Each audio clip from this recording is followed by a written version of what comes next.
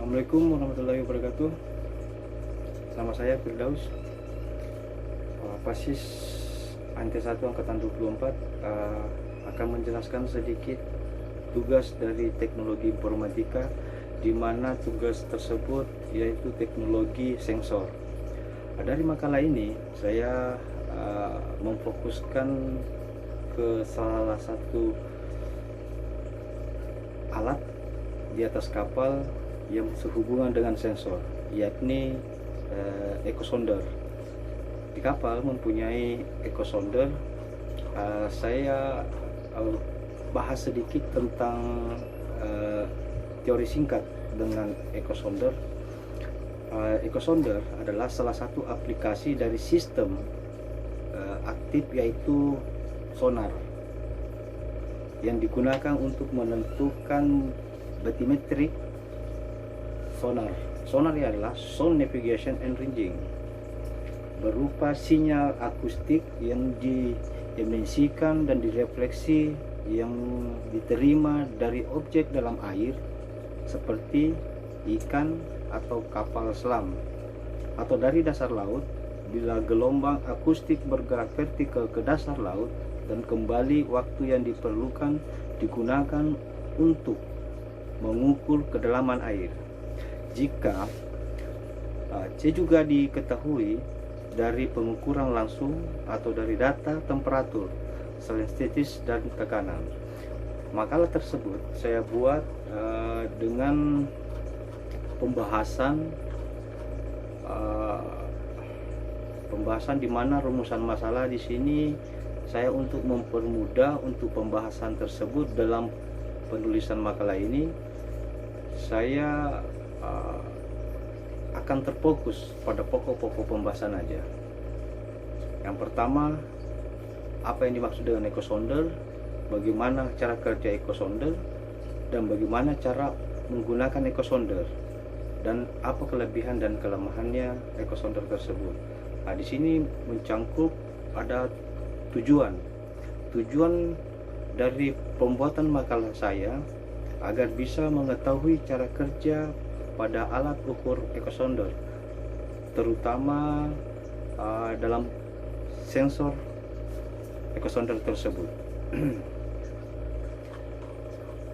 Manfaat daripada makalah ini yaitu sebagai secara teori, makalah ini saya diharapkan berguna untuk memberikan sumbangan terhadap usaha peningkatan dan pengembangan mutu pendidikan secara praktis.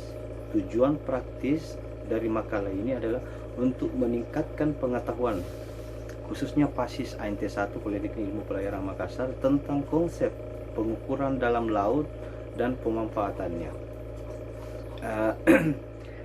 Sebagaimana tadi sudah jelaskan dari teori singkat daripada echosonder, di sini ada cara kerja echosonder itu.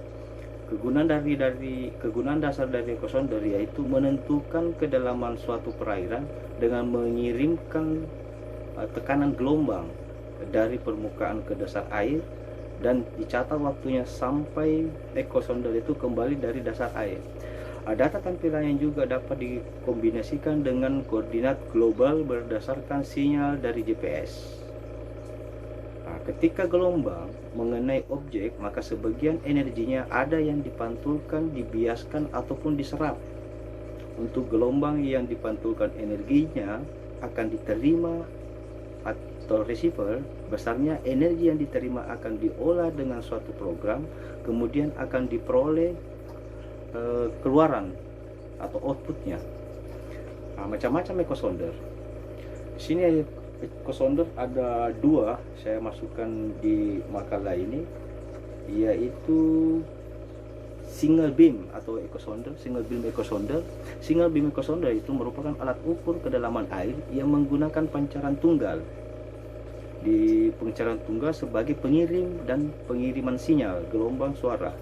Komponen dari single beam ini terdiri dari transceiver atau transducer atau receiver terpasang pada lambung kapal Sistem ini mengukur kedalaman air secara langsung dari kapal penyelidikan.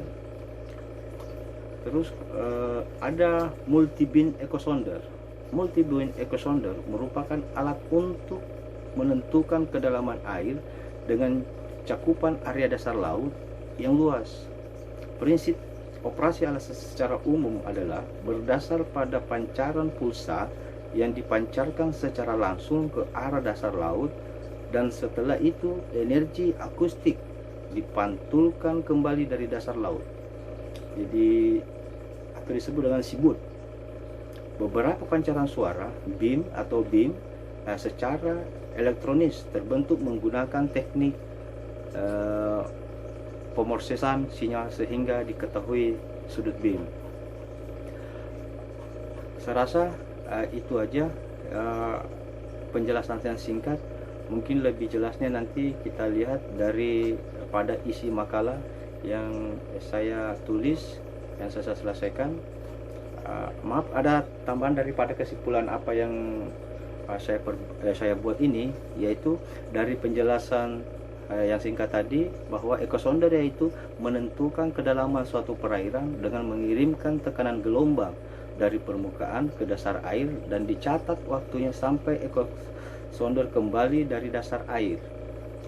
Dalam tampilan juga dapat dikombinasikan dengan koordinat global berdasarkan sinyal dari satelit GPS yang ada dengan memasang antena GPS. Prinsip kerjanya yaitu pada transmitter terdapat transducer yang berfungsi untuk merubah energi listrik menjadi suara. Kemudian suara yang dihasilkan dipancarkan dengan frekuensi tertentu. Suara yang dipancarkan melalui medium air yang mempunyai kecepatan rambat sebesar V 1500 meter per detik. Saran saya dari penulisan ini untuk para pelaut, khususnya perwira dek, diharapkan mengerti cara pengoperasian alat pengukuran kedalaman laut atau echosonder ini agar suatu saat tidak keliru dalam penggunanya di atas kapal, terutama di area alur pelayaran sempit, tepatnya area anchorite. Ya, itu aja saya sampaikan. Terima kasih. Wabillahi taufiq wal hidayah. Assalamualaikum warahmatullahi wabarakatuh.